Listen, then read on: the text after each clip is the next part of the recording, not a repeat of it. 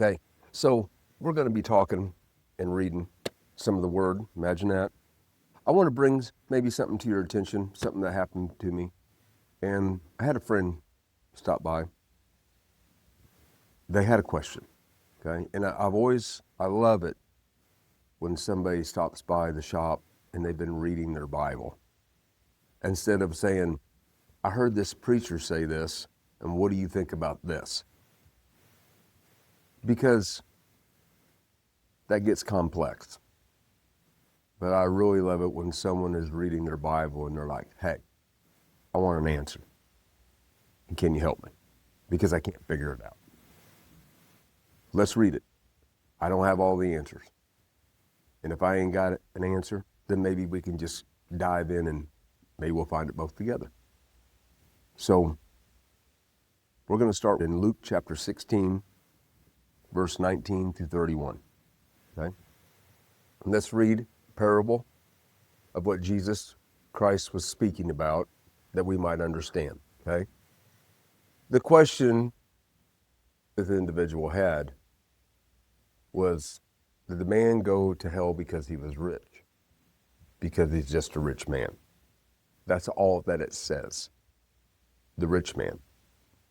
So let's read it, okay? There was a certain rich man. Stop right there. It doesn't say rich man. It says certain rich man, okay? Well, if I say there's a certain individual that's always disrupting in the class, that would have been me. A certain individual pointed out of 25 kids in the class, this certain individual is disruptive. So what does the word certain mean in the English language? A particular person, okay? So it says, and there was a certain rich man, a particular rich man, which was clothed in purple and in fine linen. That sure is amazing, isn't it? That Jesus Christ is even describing this certain rich man, okay? He's a male individual, not a female, a male, and even how he's even clothed, okay? And it says, clothed in purple and in fine linen, and fared sumptuously every day. Let's look up that word sumptuously, because that's not in my vocabulary, okay? So let's look it up. That's the Greek word that's written on parchment. Guys, see that? That's the Greek word written on parchment. It says, brilliantly, that is figuratively luxurious. See that? That's what that word means, luxurious. That's in the describing word, okay? Let's go back. It says, clothed in purple and in fine linen and fared, okay? Luxuriously every day. What kind of life did he live? Luxury. See how that's separating from other individuals? Okay. Verse 20. And there was a certain beggar. Oh, time out. Not just a beggar, a certain beggar, named Lazarus, which laid at his gate. Time out. So is this a man that had a mansion? And like we would walk by a mansion and it's got a gate and he's got his mailbox and he's got so much money that he was by a rich man's gate looking for him when he throws out his garbage, that he would eat the scraps from his garbage? No. This is a gate that has to do with the temple. Let's look at it. He laid at his gate full of sores, verse 21, and desiring to be fed with the crumbs which fell from the rich man's table. Moreover, the dogs came and licked his sores. And it came to pass that the beggar died and was carried by the angels into Abraham's bosom. Now, the rich man and the beggar, Lazarus, it names the beggar, but it doesn't name the rich man. The angels came and took Lazarus, but the rich man didn't have specifically a name mentioned of him, okay? Now, when we're reading this and it says Abraham's bosom, The rich man also died, and was buried. And in hell he lifted up his eyes, being in torment, and seeth Abraham afar off, and Lazarus in his bosom. And he cried and said, Father Abraham. He didn't say Abraham. He called him Father Abraham. Now, I want you to go to John chapter 1, 6 through 12. There was a man sent from God whose name was John, obviously John the Baptist. And the same came for a witness to bear witness of the light, that all men through him might believe. How many men? All. He was not that light, but was sent to bear witness of that light. That was the true light, which lighteth every man that cometh into the world. He was in the world, and the world was made by him, and the world knew him not. He came to his own, and his own received him not. Who was Christ's own? The Jewish people. The Jewish people that were called out among all the people of the world, a special, peculiar people. Yes? Okay. How is it possible that the rich man would call Abraham father? Because he was a Jew. Why would Lazarus end up in the bosom of Abraham? Because he was a Jew. Okay? Let's go back to Luke chapter 16, verse 23. And he cried and said, Father Abraham, have mercy on me, and send Lazarus, that he may dip the tip of his finger in the water and cool my tongue, for I am tormented in this flame. But Abraham said, Son, look how Abraham even responded to the rich man. He called him son. And for him to be calling him a father and him to be calling a son, then he is definitely one of the children of Israel, is he not? It says, remember that thou in thy lifetime receiveth thy good things, and likewise Lazarus evil things. But now he, which is Lazarus, is comforted, and thou art tormented. See what we got to be careful? I mean, Lazarus didn't know the New Testament, did he? Because he could have been claiming that rich man's house and that rich man's table, and he could have been claiming that. Wrong. So we're right there at 26, and we'll stop right there. And if you guys write that down on your little note, because we're going to go back to verse 26. And what I want you to do is let's go to Exodus chapter 39, verse 1. And we're going to read down, it's probably going to be, I got to verse 29, but we won't go that far. But let's read. Because if we can go back into some Jewish teachings that we've been taught all the time in the Assembly of God Church, because we're supposed to be so excited about what? These oysters that come up on shore at a certain time that we're able to make the color purple. Remember? And we're supposed to be getting so excited, and we found out where the color purple originates from in back studies. So when we pick out a certain color, it is a special color, is it not? And it is contributed to the Jewish people. It says, and of the blue and purple and scarlet, they made clothes of service. What color was the clothes of service? Purple for those that are in service. Now, who are the ones that were supposed to serve out of all the children of Israel? Who are they supposed to serve the people and be closer to God? Who are they? The Levites. They're all called to be servants. They couldn't own no land. They were born into servanthood. Okay? Now, let's go to Hebrews chapter 7, verse 11. And we're going to go back to Exodus. Let's go to Hebrews chapter 7, verse 11. This is what the Apostle Paul said.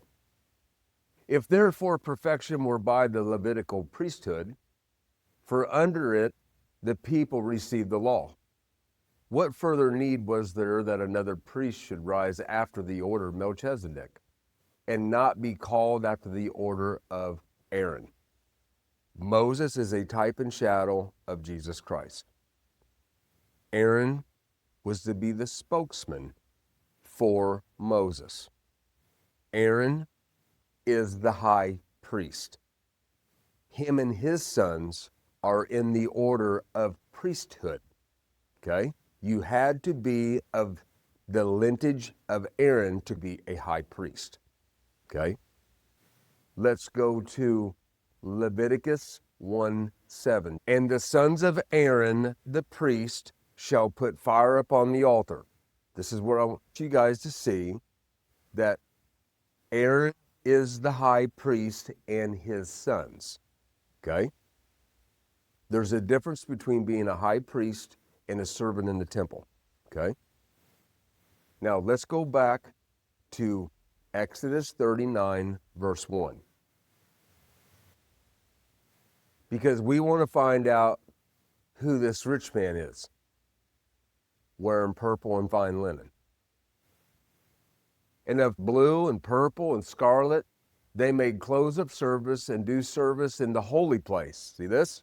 Do service in the holy place, and made the holy garments for who? Aaron, as the Lord commanded Moses. Verse 2. And he made the ephod and the gold and the blue and the purple and the scarlet and fine twined linen. Verse 3.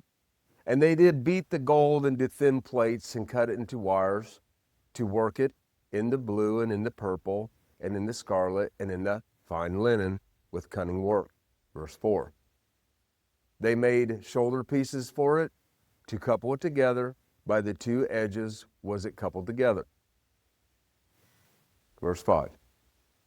The curious girdle of his ephod that was upon it was of the same, according to the work thereon, gold, blue, purple, scarlet, and fine twined linen, as the Lord commanded Moses. Now, we're just going to stop right there, and you can go all the way down to verse 29. Now, this is what?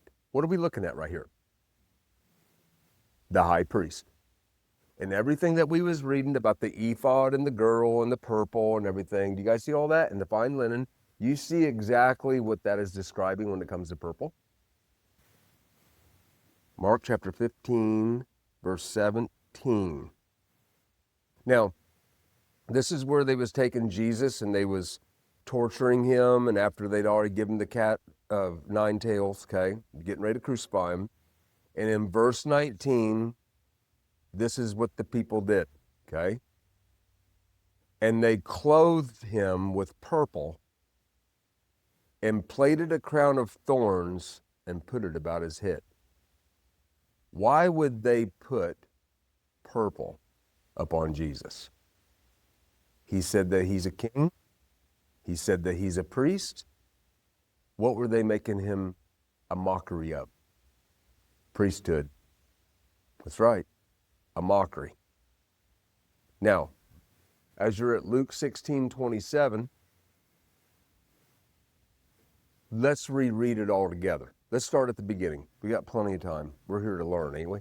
Because all this is going to make sense when we read the words of Jesus. He's going to make us so plain to us. There was a certain rich man, which was clothed in purple and fine linen, and fared luxuriously every day. He's a certain man. He's a high priest, isn't he? Verse 19. And there was a certain beggar named Lazarus, which was laid at his gate. What gate's he talking about, people? Talking about the Temple Mount, isn't he? Inner gate, inner court, outer court. He was at the temple, and the priest was inside the temple. And it says, full of sores, verse 21. and desiring to be fed with the crumbs which fell from the rich man's table. Moreover, the dogs came and licked his sores. 22. And it came to pass that the beggar died and was carried by the angels unto Abraham's bosom. The rich man also died and was buried. Ain't no angels mentioned about him. Now you'd automatically think, oh, being a high priest, man, he's automatically going into the kingdom of God, isn't he? No. And in hell he lifted up his eyes. Now, who ended up in hell? The high priest. The high priest, in the line of Aaron, in the order of Aaron, went to hell. And it says, and in hell he lifted up his eyes, being in torment, and seeth Abraham afar off, and Lazarus in his bosom. Verse 24. And he cried and said, Father Abraham. Now does it make sense why you call him Father? Father Abraham, have mercy on me. Send Lazarus that he may dip the tip of his finger in water and cool my tongue, for I am tormented in this flame. Verse 25. But Abraham said, Son, makes sense now, don't it? Son, remember that thou in thy lifetime receiveth thy good things, and likewise Lazarus evil things. But now he is comforted, and thou art tormented. 26. And beside all this, between us and you, there is a great gulf fixed, so that they which would pass from hence to you cannot, neither can they pass to us that would come from thence. Then he said, I pray thee therefore, Father, that thou wouldest send him to my father's house. Now, who's he asking to send? If I can't go to you, then send Lazarus back. That's who he's asking. Who else would he be talking about? There's nobody else mentioned. That thou wouldest send him to my father's house. Verse 28. For I have 5 brethren. What's he talking about? There are 5 more priests that are in the exact same condition. I have 5 brethren. Now, if you're just going to make it the children of Israel, then you would have to go, which 5 brethren is it? But we can specifically say 5 brethren of the Levites in the order of Aaron, from his bloodline, priesthood. 5 brethren, that he may, who's he? May testify unto them, lest they also come into this place of torment. Guess how they were living also? The exact same way, because he knew that's where his brothers were going to end up. Verse 29. Abraham said unto him, they have Moses and the prophets. Now, who was Moses sent to? Children of Israel. Who were the prophets sent to? See, the word always backs up the word, does it not? See, if I was just to take one little thing and go, see, that's a high priest right there. But it all makes perfect sense because Jesus knew exactly what he was talking about. Moses was sent to the children of Israel.